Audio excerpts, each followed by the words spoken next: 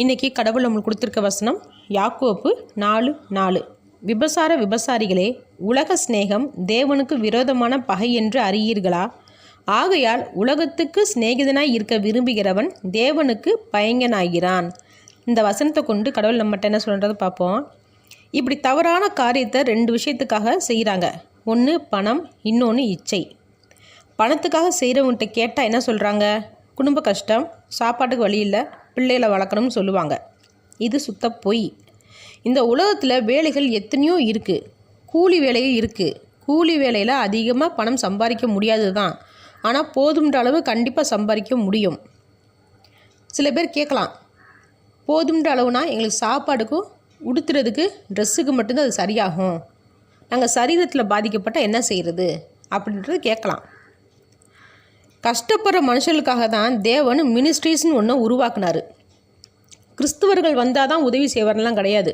யார் வந்தாலுமே மினிஸ்ட்ரீஸில் உதவி செய்வாங்க. கடவுள் அதை தான் சொல்லியிருக்காரு. எல்லாத்துக்காகவே கடவுள் மறைத்தார்னு நம்ம படிக்கிறோம் இல்லையா?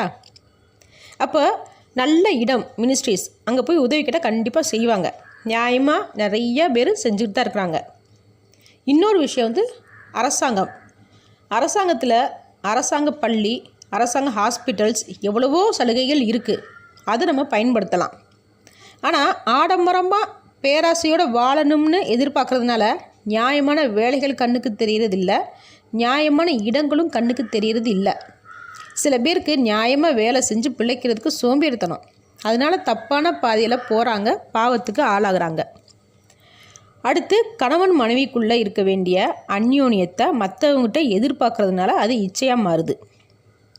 கணவன் மனைவிக்குள்ளே இருக்கிற அந்யோன்யம் வேற, இச்சைன்றது வேற. அந்யோன்யம்ன்ற வார்த்தைக்குள்ள அன்பு, காதல், நம்பிக்கை, பாதுகாப்பு, அக்கறை, ஒழுக்கம், பொறுமை இப்படிப்பட்ட நல்ல வார்த்தைகள் அடங்கியிருக்கு. ஆனால் இச்சைன்ற வார்த்தையில் வெறும் அசிங்கம்தான் அடங்கியிருக்கு. அதனால் வேசித்தனத்தில் சம்பாதிக்கிற பணம் என்றைக்குமே அழிய பண்ணும். அதே போல் இச்சையினால் சந்தோஷப்படுறவங்களும் அழிந்து போவாங்க. இப்படிப்பட்ட பாவிகள் தேவனுக்கு என்றைக்குமே எதிரிகள் தான். ஆமேன்.